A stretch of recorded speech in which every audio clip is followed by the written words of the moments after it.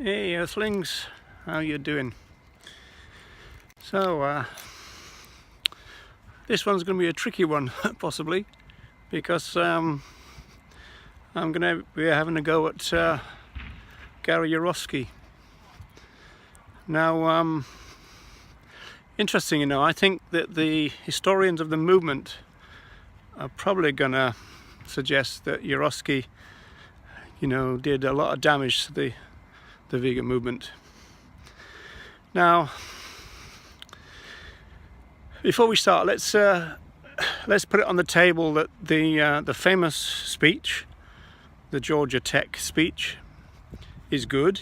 I think that's a good talk, and the Q&A is good too. The real problem with Yourofsky is the baggage that comes with him, and the further problem about Yourofsky is the influence that he continues to have in the vegan movement, even though he's burnt out and retired and all that jazz. And it's unfortunate really that the people who are prime movers in Anonymous for the Voiceless, then there's James Aspey, Joey Carbstrong, don't know about Earthling Ed, but they all cite Yourofsky as a major influence. Now, the thing is, I'm not quite sure that Yourofsky ever really had a very good grasp about what veganism is as a philosophy. Now, we all know, or we probably know, that Yourofsky hates humans, including himself. That's his position. That's not the position of the people who started the vegan social movement in England in the 1940s and 50s. They actually saw veganism as a means to save humanity. It wasn't a question of eradicating humanity or anything like that. So there's a fundamental kind of problem with Yourofsky. Now, we can't really, we've got to be honest here, we can't really have someone who wishes to have women raped and people disemboweled, etc., who wishes that meat eaters' eyes would be dipped in excrement and then fed back to them and then shot. We can't have someone as toxic and as juvenile as that as a vegan role model. It's just not on. I do note that there's some kind of rowing back really on Yourofsky, I think, in the sense that I've seen recent comments about the usual thing about, well, you can agree with somebody in general terms, but you don't agree with everything they say. Okay, well, you can make a general point about that. That probably characterizes every relationship that you know. But when somebody says something as outrageous as Yourofsky and also stands by it, and let's make no mistake about this, there's some complaints about, well, he made those rape comments years and years ago. I was part of an AR Zone team in 2011, and we interviewed Yourofsky, and this was not long after Georgia, probably. And we gave him the opportunity to retract those, horrendous comments, and he said that he stood by them, every word. And he said that kind of repeatedly since then, and just now and again complains the fact that this thing was probably said in 2009 or something like that, this rape thing. But even from a tactical point of view, for someone not to have the sense to retract that and to have never said it in the first place, says volumes anyway. And so we did give him the opportunity to retract it, and he wouldn't. He said he stood by every word, and I believe that, because he says quite openly that he hates human beings. This is a problem. This is not a good role model. Now, Yourofsky was originally, when he started doing this speaking to, he was initially funded by another problem in the movement called PETA, People for the Ethical Treatment of Animals.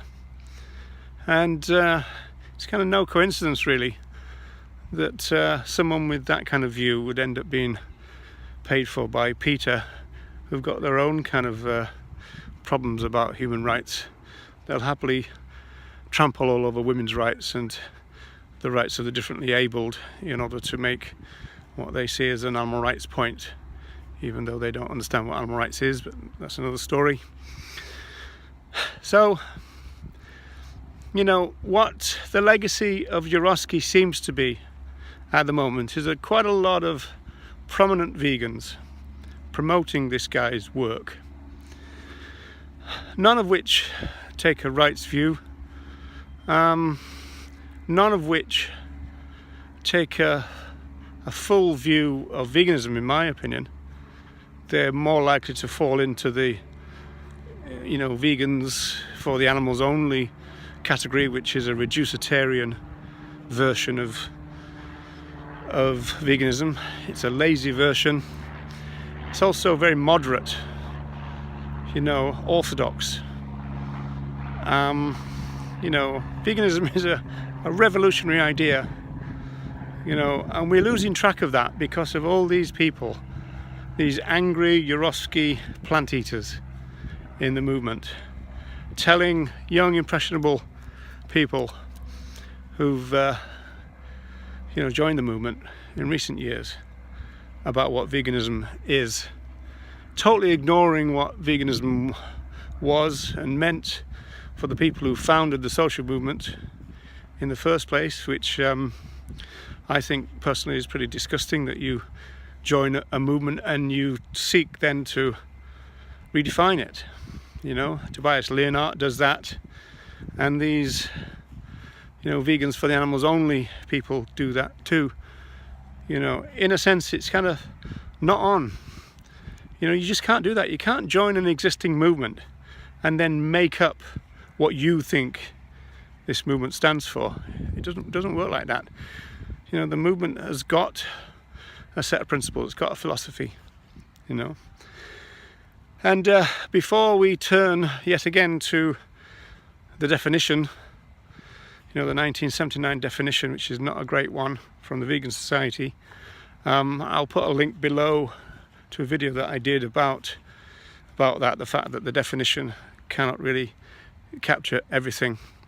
One of the quotes I use quite a lot is a Leslie Cross quote from 1951, and in that he talks about veganism in terms of broad aspects, and the first aspect of it, the one which I would call the focus of veganism, it is very familiar, you know, the kind of, you know, concern about human relations with other sentient beings, that kind of thing.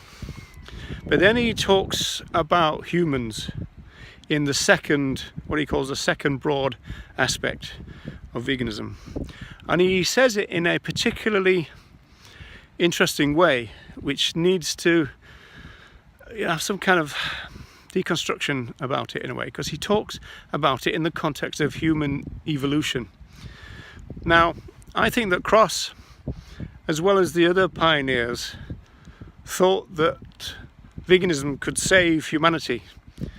These are people who've just been through a world war and seen all the horrors of that, and that they saw the state of humanity as a state of crisis, and they thought that veganism was the cure for it, essentially.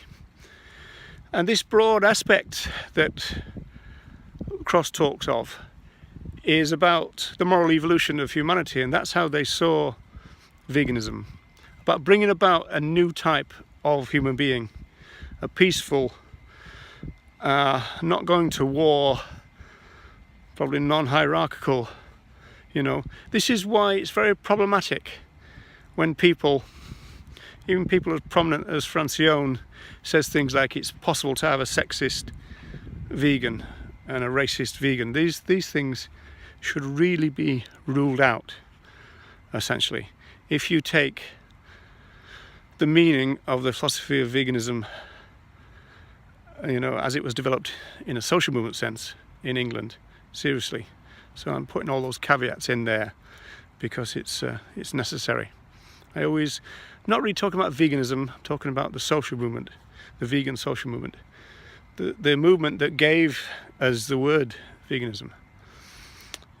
So he also said something else, Cross. He said, and I think this needs a bit of understanding. He says that, and I think that they're obviously influenced in those days by the anti-slavery movement. So there's a reference to master and slave in this quote, and he said something which people might rankle with, and I did at first, which is that in any master-slave relationship, it's the master, who is harmed more than the slave. Now, I don't think he was saying that in terms of physical harm or even psychological harm. I think in line with the other views of these pioneers, what he was really getting at was that when we bring about a system of exploitation, we harm ourselves morally, and that by being non-vegan, we were creating moral harm to our species. And again, that goes back to how big an idea veganism was to these pioneers and how they saw veganism as the kind of solution, if you like. Now, none of that, this kind of saving of humanity thing, fits in with this hatred of humans from the likes of Yourofsky, and we're going to have to move past this guy and his juvenile, toxic views, because he's not a good role model. There are other great speeches. There are some speeches that are better than the Georgia Tech one. I would cite a Tom Reagan one from 1988 for a start. Superior to Yourofsky because it's rights-based. No evidence that Yourofsky understands animal rights. It's just a label, like it is for most people in the animal rights movement who reject animal rights farts. Okay. Before I go on another tangent on that one, I'll probably say fare thee well for this time, and we need to think about this Yourofsky legacy, as I don't think he's doing our movement any favours, regardless of how many people he's supposed to make vegan, and of course, where do we get that from? Well, we get that from him. He was a self-publicist, he had a big ego, and one of his claims was that 50% of every audience went vegan, which is clearly not true. Okay, so we don't have to believe all the hype that goes with this person. Anyway, that's it for me. Roger and out. See you next time.